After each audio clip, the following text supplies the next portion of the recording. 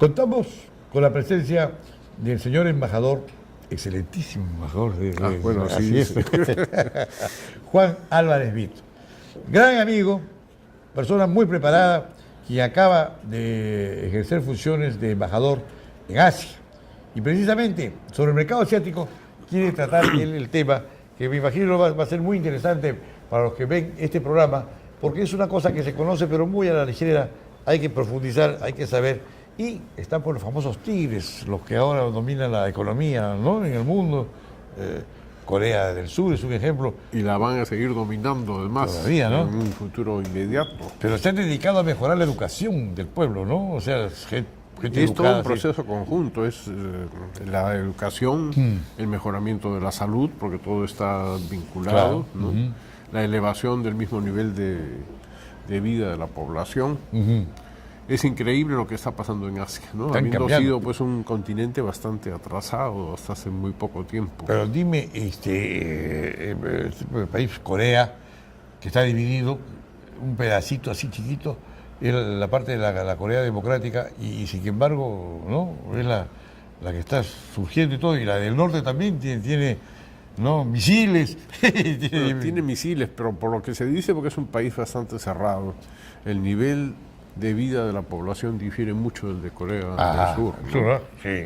Es mejor el del sur, ¿no?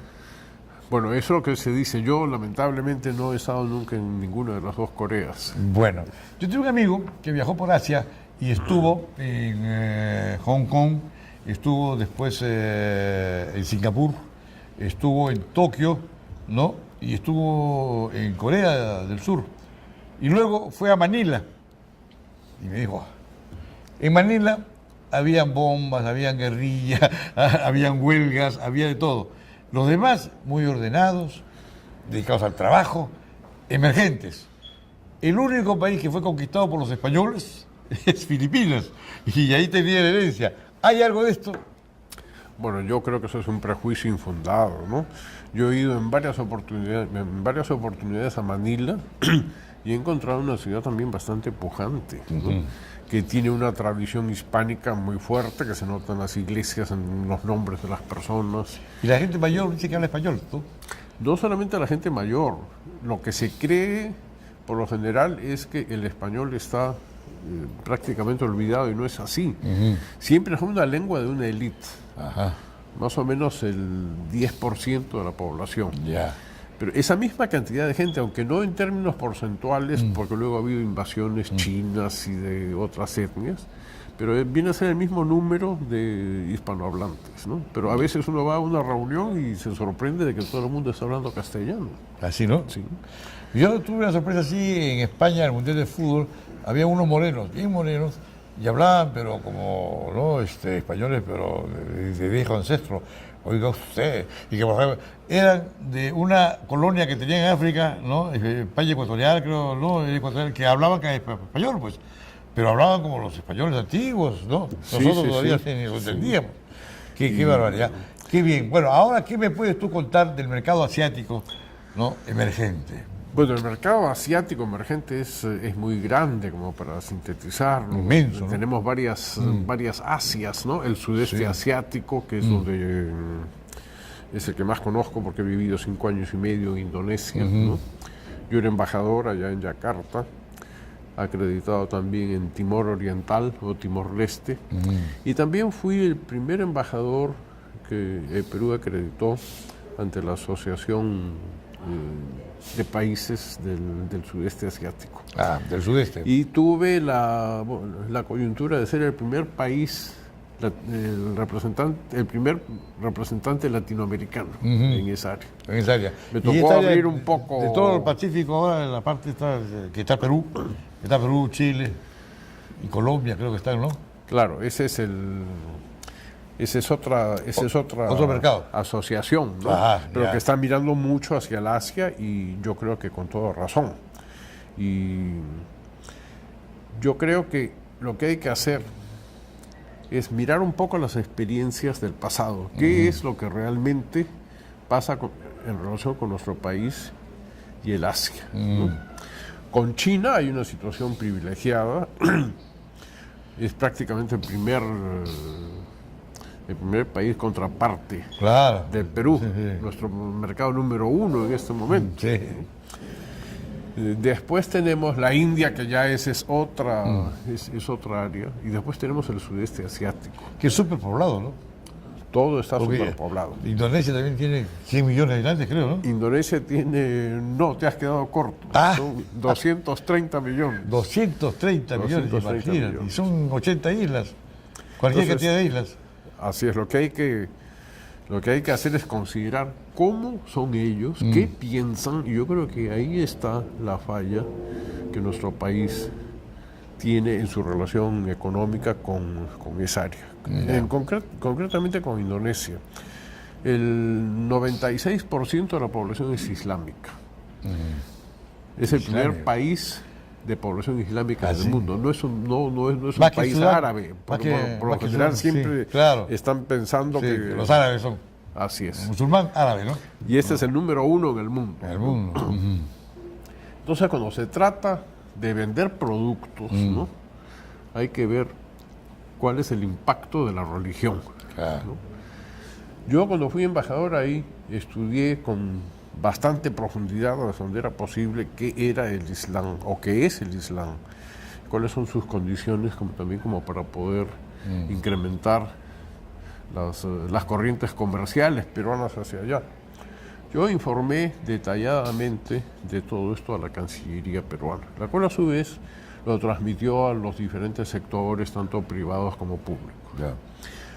En una oportunidad recibí un mensaje que decía, tenemos una superproducción de pollos, ¿no?, que hay que colocar en diferentes mercados, ¿no? Ya. Bueno, yo pensando que ya se contaba con esa información, digo, se han seguido las normas islámicas, es halal o haram, ¿no?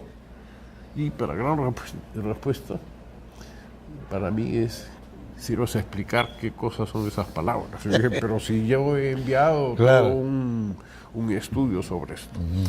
Es decir, por ejemplo, un animal para que pueda ser consumido por un islámico tiene que ser sacrificado siguiendo un ritual, mirando en dirección hacia la Meca y Claro. procurando producirle el menor sufrimiento posible al animal. Claro. ¿No? Y si no es así, ese producto no se puede comer. No se come. Claro. Está bien.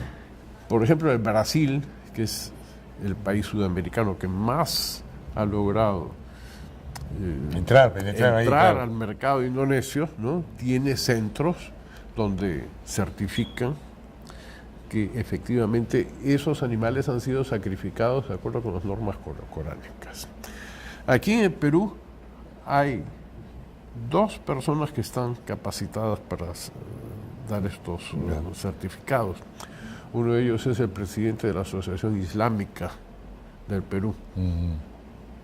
Sin embargo, es un factor que no se tiene en cuenta. No se busca. No se tiene en cuenta Se en quiere el vender el momento, pollo así en el como está. momento, en el momento Claro. que se quiere hacer esa oferta. Claro.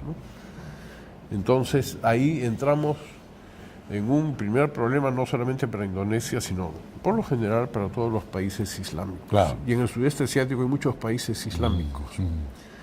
Pero aquí en el Perú yo no sé por qué se sigue pensando que la venta es algo automático. Se va a comprar porque tienen que comprar. Y me lo como. ¿no? Porque los Y pollos luego, son de sí, buena sí, calidad. Pero claro. ¿qué es lo que ellos piensan, el comprador? Claro. ¿no?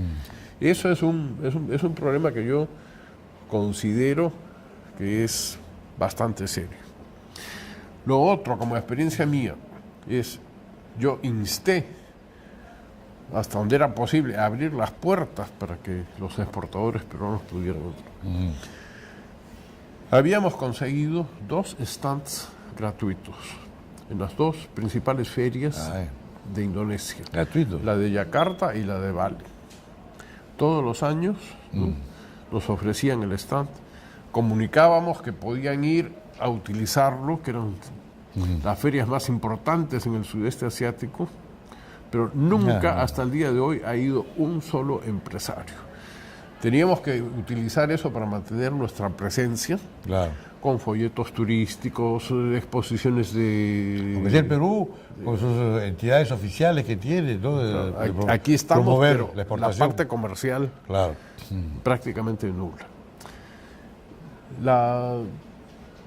eran ofrecidos gratuitamente, bueno, digo gratuitamente, a cambio de una rueda de pisco sour, ¿no? Bueno, podrá parecer feo que yo lo diga, pero el pisco sour durante todos esos años lo pagué de mi pecunio.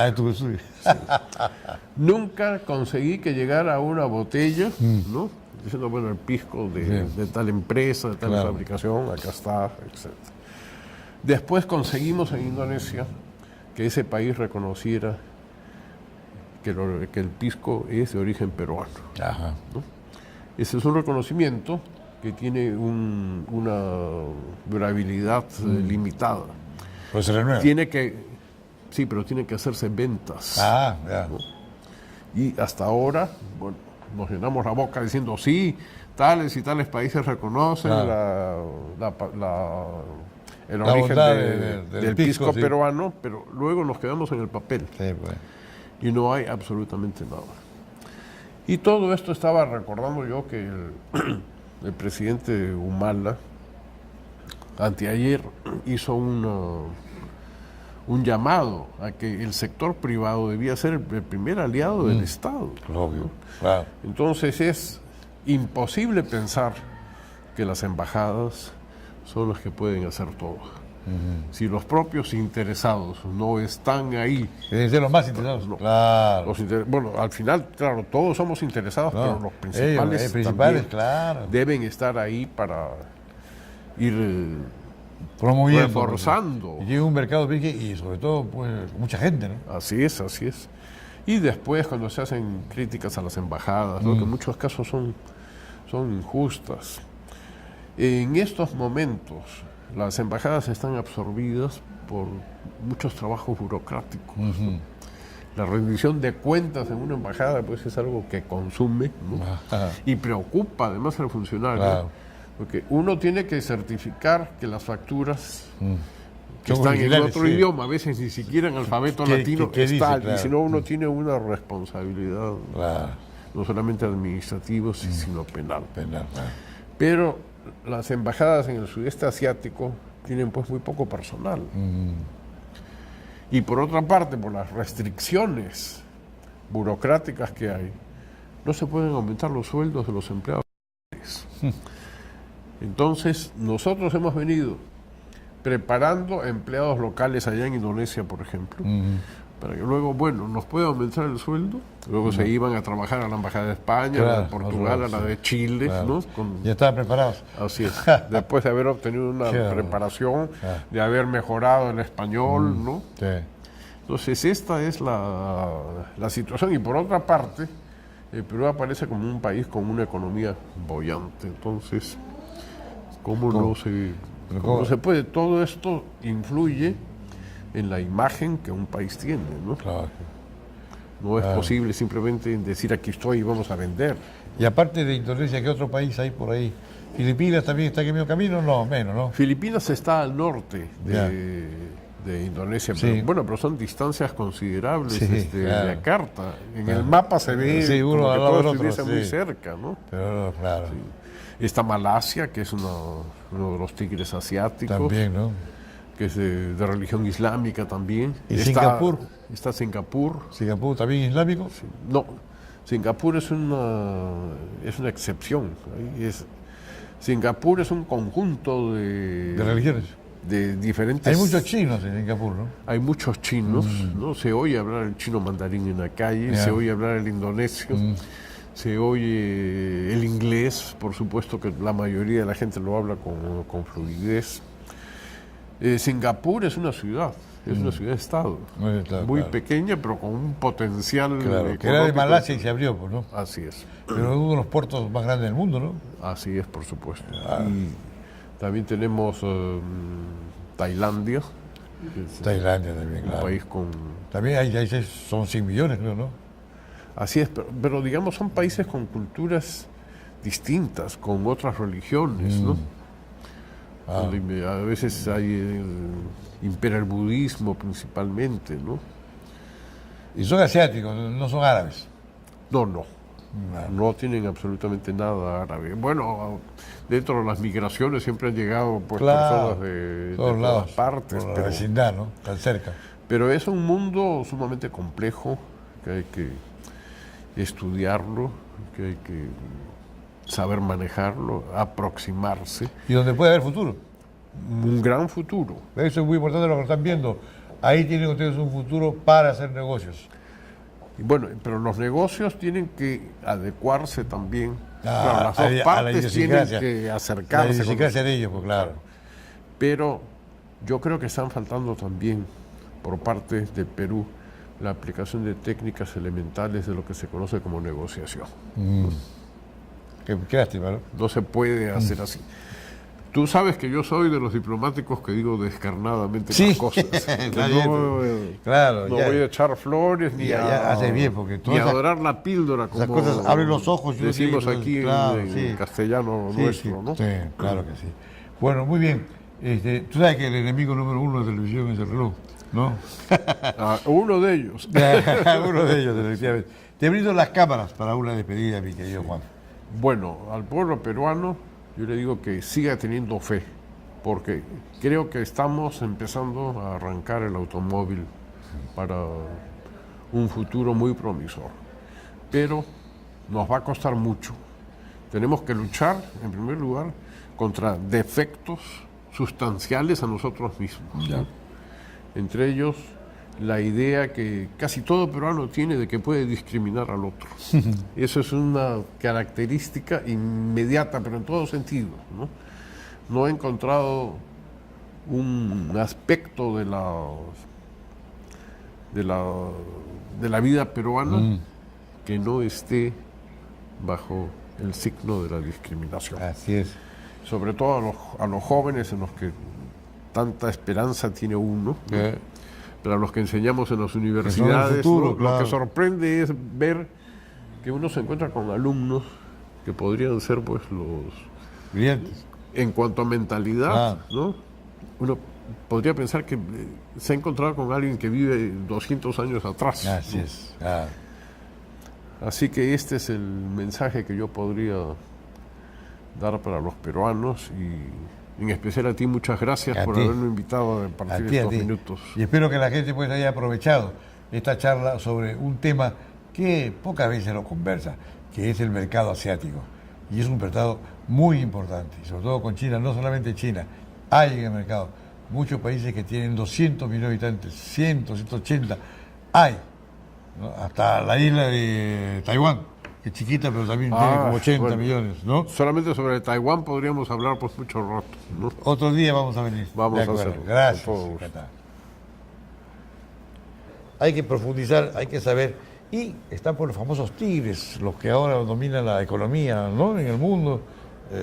Corea del Sur es un ejemplo. Y la van a seguir dominando además Todavía, ¿no? en un futuro inmediato. Pero se han dedicado a mejorar la educación del pueblo, ¿no? O sea, gente Es todo educada, un proceso conjunto, es la educación, el mejoramiento de la salud, porque todo está vinculado, Claro. ¿no? La elevación del mismo nivel de vida de la población. Es increíble lo que está pasando en Asia, ¿no? Están Habiendo cambiando. sido pues un continente bastante atrasado hasta hace muy poco tiempo. Pero dime, el país Corea, que está dividido, un pedacito así chiquito, es la parte de la Corea democrática y sin embargo, ¿no? Es la que está surgiendo y todo, y la del norte también tiene ¿no? Misiles, Tiene misiles, pero del sur. Y luego fue a Manila y me dijo, en Manila habían bombas, habían guerrillas, habían huelgas, había de todo. Los demás muy ordenados, dedicados al trabajo, emergentes. El único país que fue conquistado por los españoles es Filipinas, y ahí tenía la herencia. ¿Hay algo de esto? bueno, yo creo que eso es un prejuicio infundado, ¿no? Yo he ido en varias oportunidades. Contamos con la presencia del señor embajador, excelentísimo embajador Bueno, así sí, es. sí. Juan Álvarez Vito. Gran amigo, persona muy preparada, quien acaba de ejercer funciones de embajador en Asia. Y precisamente sobre el mercado asiático quiere tratar él el tema que me imagino va a ser muy interesante para los que ven este programa, porque es una cosa que se conoce pero muy a la ligera. Por lo que se dice, porque es un país bastante cerrado, el nivel de vida de la población difiere mucho del de Corea del Sur, ¿no? ¿no? Sí. Es mejor el del sur, ¿no? Bueno, eso es lo que se dice. Yo lamentablemente no he estado nunca en ninguna de las dos Coreas. Bueno, yo tengo un amigo que viajó por Asia y estuvo en Hong Kong, estuvo después en Singapur, estuvo en Tokio, ¿no? Y estuvo en Corea.